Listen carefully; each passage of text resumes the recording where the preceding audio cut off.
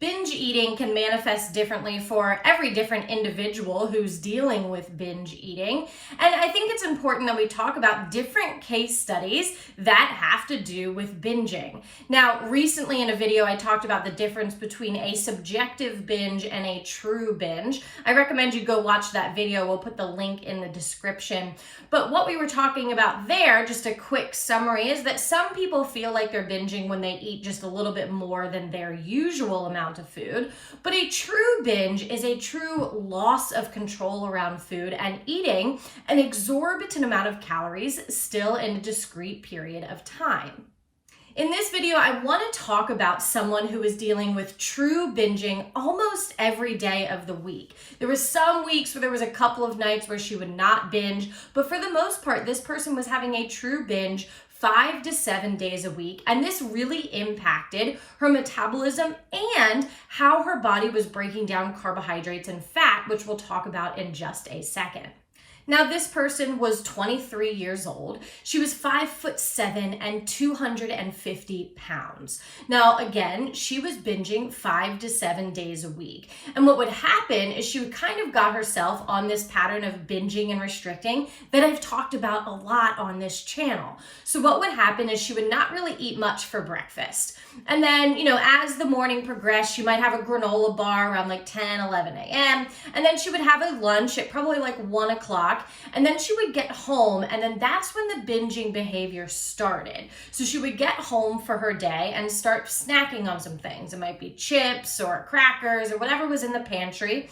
And then she usually wouldn't even eat dinner. It would progress into having a true binge. Now, just an example of what a binge looked like for this individual is she would eat an entire pint of ice cream. She would have whatever leftovers she can find in the fridge, but all of them. So for example, she would have that pint of ice cream, and then let's say there was lasagna leftovers in the fridge. She would eat all of those leftovers. And then she would have a cheese stick, and then she would have some more crackers, and then she would have some more chips, and then she would find other leftovers. Let's say there was also Chinese leftovers, and she would finish all of those. And this was all in about an hour or two. So this person was consuming about 5,000 to 7,000 calories in an hour or two in the evening. And then that cycle would repeat because the next day she would skip breakfast and do the same sort of pattern. And that's very common in individuals who are binging. Now, of course, like I mentioned in the beginning, binging can manifest differently for a lot of different people. But for this person, she would binge at night and typically restrict the following morning. And she was on this cycle that she felt like she couldn't get out of. So let's take a look at how this impacted her metabolic test results.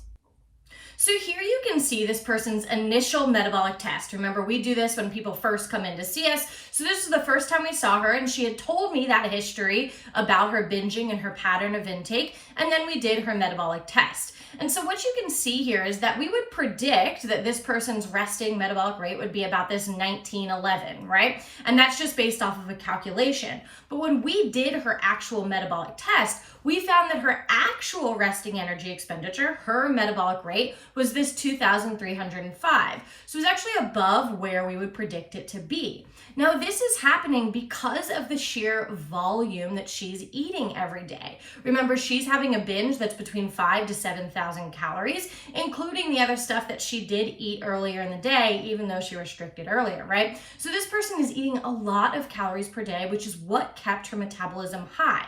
Now, I'm of course not saying that that's how we want to keep your metabolism high. This is happening because of the binge behavior, but I just want to show you that her metabolism doesn't actually drop like it would for someone who is restricting. Her metabolism stayed high and was actually a little bit higher than we would predict it. You can also see here quickly that her protein metabolism, or breakdown of muscle and lean mass, is normal. Her body's not breaking down too much muscle for that same reason, because she is actually eating enough. Of course, she's eating too much, but what's happening here is her metabolism is fine and her body's not breaking down too much of her lean mass. Now, what I really want to point out to you, though, is the breakdown of fat versus carbohydrates. So this is where we really see the biggest impact in individuals who are binge eating. So this is another part of our metabolic test, and what it's telling us is the percentage of fat that someone's body is breaking down and the percentage of carbohydrates, which, let me just clarify, is not just carbohydrate food, it's any food. So any intake whatsoever would fall under that carbohydrate category.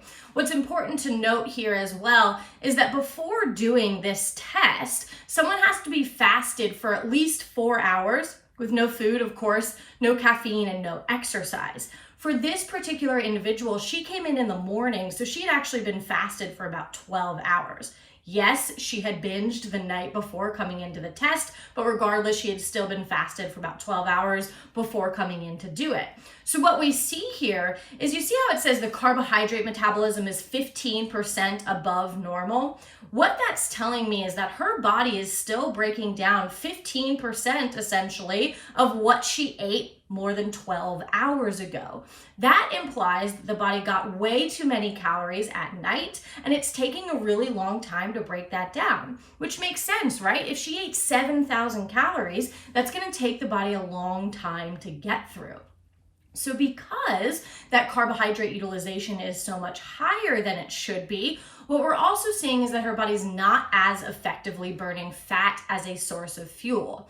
So how that kind of correlates is when you haven't eaten in a couple of hours, your body's using mostly fat as a source of fuel. And then you eat and it supplies your body with some glucose, carbohydrates, right? And then your body's kind of working back and forth, breaking down that food. It's still using fat. It doesn't stop using fat, but it's maybe using a little bit less. So when we did this metabolic test, we essentially caught it where her body was still breaking down what she had eaten the night before, so it's not as effectively burning fat as a source of fuel. And so because this individual is binging almost every night of the week, this is how her metabolism is going to look most days, right? We're going to see this off breakdown of fat and carbohydrate because of those consistent binges at night. So what we want to work on with this individual is breaking that cycle. We want her to wake up the next morning and have a big, high-calorie, high-protein breakfast. We're talking probably something about 500 calories and 30 grams of protein to breakfast to really start off her day instead of sort of fasting all day and then binging at night. One of the big reasons she was likely binging at night is, of course, probably some emotional things, but also the fact that her body was hungry. She hadn't taken in enough calories during the day, resulting in a binge at night. So that's sort of the first step that we want to take. And of course, this person should be in therapy to work on some of the emotional aspects behind the binging. This case is something that I really wanted to share with you because I do think it's important we talk about how binging is both emotional and physiological, and we want to work on both of those when we're trying to heal from binge eating disorder. Guys, don't forget to like and subscribe. We're so glad that you're here.